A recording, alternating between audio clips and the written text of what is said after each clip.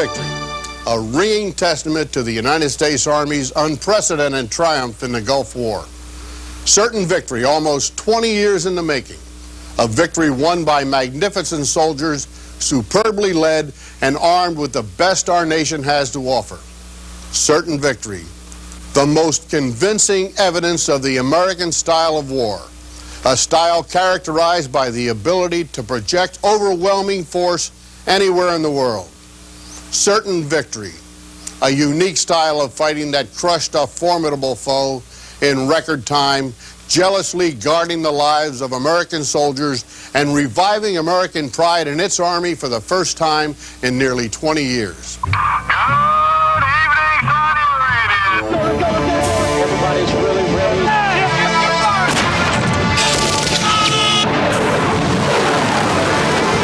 Talk to me.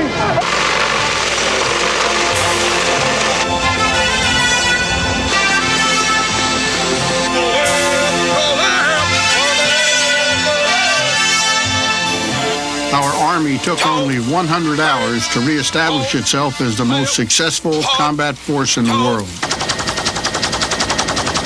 Moving armored and mechanized forces more than 60 miles per day, the Army doubled the renowned Wehrmacht's best blitzkrieg effort in World War II.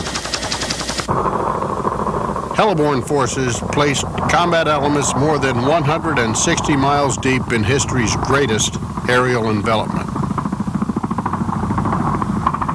The Army utterly destroyed the largest force it had ever faced in the shortest ground war in modern history. The Desert Storm victory forever laid to rest the troubled ghosts of Vietnam. Very, very proud of those officers who really stuck with it in those dark days of the early 70s and worked to make this happen. Vietnam was important because for us older guys it was the last touchstone. We certainly had that reinforced there, but it's been something that's always been important. As the Army emerged from the malaise of the Vietnam era, a generation of soldiers stuck it out through some tough years and dedicated themselves to rebuild their Army. They directed the Army's attention away from fighting in the jungle. They recognized the value of the indirect approach in combat. All too often, American soldiers' lives were wasted in bloody head-on fights. Victory at low cost could be achieved by striking an enemy where he was weakest. They sought to create a ground equivalent to the Navy's successful Top Gun program, where soldiers could be similarly tested against a realistic foe. 2 bunkers. Their dream was born in 1980 with the creation of the National Training Center. There they teach you and train you in desert warfare, which helped me a lot. 2 bunkers. I believe the National Training Center is the mecca of the Army. I believe that I just love going there to train. But true renaissance in the Army still needed an influx of modern weapons.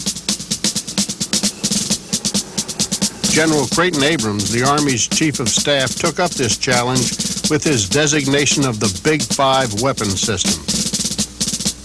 The M1 Abrams tank, the Bradley fighting vehicle, the Black Hawk and Apache helicopters, and the Patriot air defense missile emerged in the early 80s. All 5 also emerged triumphant from the Gulf War, yet true reform called for more than just weapons. Air-land battle doctrine expanded Army thinking beyond the close-in fight in an effort to be able to fight outnumbered and win. Its tenets of initiative, depth, agility, and synchronization modeled the way the Army would train and fight. The most important thing we should do and must do as leaders is to put our troops and to put our units in the best possible configuration to win. The successful airborne strike in Grenada in 1983 marked the start of the Army's long climb back to respectability. Army soldiers fought as they had been trained with initiative and great valor in multiple small unit engagements. In December 1989, the Army once again showcased its growing professional competence during Operation Just Cause. Near simultaneous attacks on 27 separate objectives by airborne and air assault forces were executed flawlessly, exactly as planned. Success in Just Cause was only a glimpse of what the Army would demonstrate barely more than a year later in the Iraqi desert. Iraq will not be permitted to annex Kuwait. And that's not a threat, it's not a boast, it's just the way it's going to be. Quality soldiers ensured certain victory. From private to general, the men and women of Desert Storm were the best soldiers this country has ever produced. I came away with an understanding that there was nothing that they couldn't lick.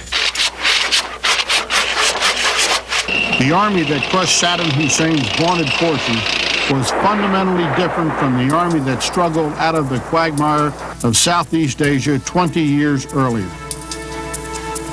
In response to Saudi Arabia's request for protection from Saddam Hussein's aggression, American soldiers from all over the United States and from stations overseas, National Guardsmen, reservists, and active duty transformed a raw, undeveloped desert into a combat theater capable of sustaining 2 full Army Corps. By late August 1990, the United States had begun the largest mobilization since World War II. Army soldiers from every state answered the call. During the course of Desert Shield, the country moved the equivalent of the entire city of Atlanta more than 8,000 miles to the sands of Saudi Arabia. More than 500 ships and 9,000 aircraft moved close to 2 million tons of equipment halfway around the world. The Army alone deployed 12,400 tracked vehicles, 114,000 wheeled vehicles, 1,800 aircraft, 38,000 containers, and 350,000 tons of ammunition. On arrival in Saudi Arabia, more than 3,500 convoys moved supplies close to 3,000 miles over the Saudi desert. We're not the combat troops, but we're supporting them, and we feel that we're doing our part. 1, 2, 3. More than 70% of the force that built the theater came from the Army National Guard and Army Reserve. We're a reserve unit, and we never really thought this would happen to us. And now we get to put our training into action, and everybody's pretty proud of what we're doing. Iraq's brutal attack on Kuwait forced this massive buildup. At 2 in the morning on August 2nd, 1990, the Iraqi Republican Guard divisions rushed across the Kuwaiti border and quickly overran the tiny Kuwaiti army in less than 48 hours. Within days, the Army's 82nd Airborne Division began a deadly race to the defense of Saudi Arabia. We treat them and view them as a capable military force, but they are not invincible and they're not 10 feet tall. The 82nd Airborne is very heavy, has a lot of firepower. A lot of Apaches went in early, MLRS went in early. We recognized early on that we'd have to get heavy forces in there very, very quickly in order to have a credible deterrent against the Iraqi threat of armor, which the Iraqis possessed in abundance. Oppressive 100-plus degree heat greeted the airborne soldiers. Covering about the same territory as the United States east of the Mississippi River, Saudi Arabia is one of the world's least hospitable deserts. We're adjusting to it. We're making this our home. Critical combat power and mobility came with the 101st Airborne Division's attack and transport helicopters. Soon, the heavy firepower of the 24th Infantry Division from Fort Stewart, Georgia, and the 3rd Armored Cavalry Regiment from Fort Bliss, Texas, arrived to complete the shield. It was an absolute bare bones, austere initial start on that operation. We were in the process of trying to get as many combatant forces in there as possible, so we were taking logistical risk all along, relying very, very heavily on the host nation. The Desert Shield buildup eventually matched the massive troop deployment to Vietnam in 1965, but instead of taking a full year, it was completed in 3 months. The last 60 days. Major General Gus Pagonis, the Army logistician on the ground in the theater, rapidly tapped the Saudis for host nation support. Eventually, the Saudi government alone provided 4,800 tents, 1.7 million gallons of packaged petroleum products, 333 heavy equipment transporters, 20 million meals, and 20.5 million gallons of fuel per day.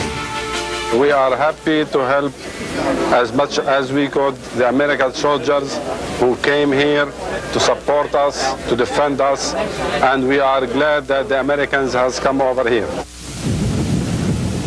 Army drivers pushed vital supplies forward to the combat troops now deployed close to the border with Kuwait. National Guard and reserve soldiers made up the bulk of the logistics force. We're stockpiling different types of rations, different types of supplies and equipment to support the troops.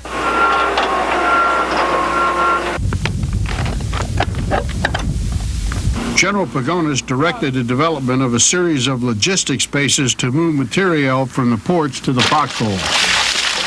These log bases became the background and the concept that we would use in the Gulf War.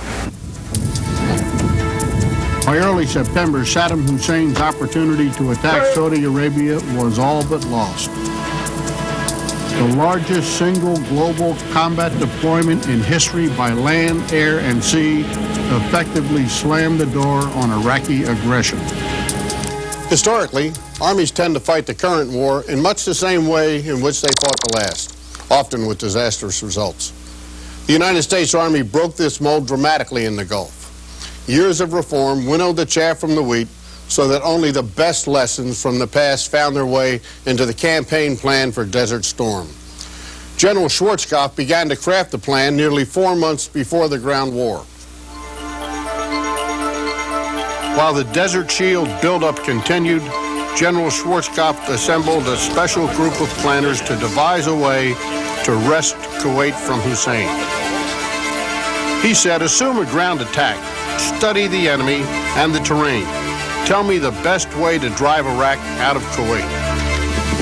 One of the lessons of the Vietnam War was that no military operation should be contemplated without a clearly defined objective. The Army would apply air-land battle doctrine to eject Iraq from Kuwait by striking deep into the enemy's rear, simultaneously with attacks in areas least expected. We knew that our mission was one of defeating in detail the Iraqi army that confronted us, and in the process of doing that, we would liberate Kuwait, and then our job was done. In 2 short weeks, Hussein had flooded Kuwait with 8 divisions, over 140,000 troops, 1,100 tanks, and 610 artillery pieces faced the coalition. It was a huge force backed by Scud missiles and the constant threat of chemical weapons.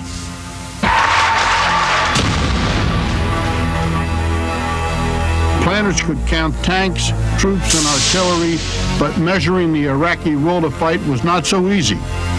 Clearly, the vaunted Republican Guard, Hussein's elite, would fight. The Army had learned to fight in the desert at the National Training Center. Do doctrinally sound cavalry tactics. It opened up a whole new arena of training and learning for us.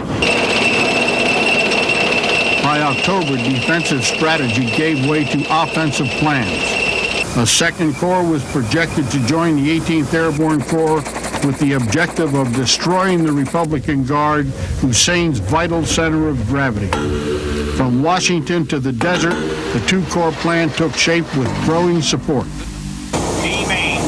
Then on November 8th, the President announced the deployment of the 7th Corps from Europe, bringing the projected combat force to more than 270,000 soldiers. By November, Hussein's force had grown to 28 divisions, with almost 60% of his army in defensive positions in the Kuwait theater of operations. Iraqi engineers constructed formidable defensive belts of wire, fire trenches, and minefields. Our mission is dangerous. There is no doubt about it. We're well trained. We have several battle drills, but if we're forward attacking and there is a minefield or an obstacle, it will be the engineers that will be called forward to breach the obstacles. It's very hard to defeat this mine. He's got this mine in 84 we saw about 7 million of. He also captured a bunch more from the Iranians, and he got a model called the SB-81 from the Kuwaitis. It's dark green. Hussein's plan was to lure the coalition into a frontal assault up the Wadi al-Batin, which he would then crush from the flanks with armor forces from the Republican Guards. Schwarzkopf's plan fed this illusion. While the air operation blinded Saddam, the army would shift its 2 corps 200 miles to the west. Close to 300,000 soldiers and 50,000 vehicles would execute one of the most complex moves in the history of war. Logistics bases, stocking everything needed for 60 days of war, would go in first under the cover of the air operations. Just a mission that we had to do, just like other missions before.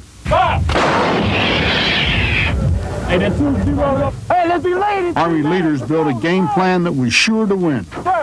Every soldier knew his mission. We had a good plan. We'd worked the plan. Everybody understood it from PFC to general. Everyone participated in putting it together. Training, drills, and rehearsals built confidence in the plan, leaving nothing to chance and giving young soldiers a chance to practice before the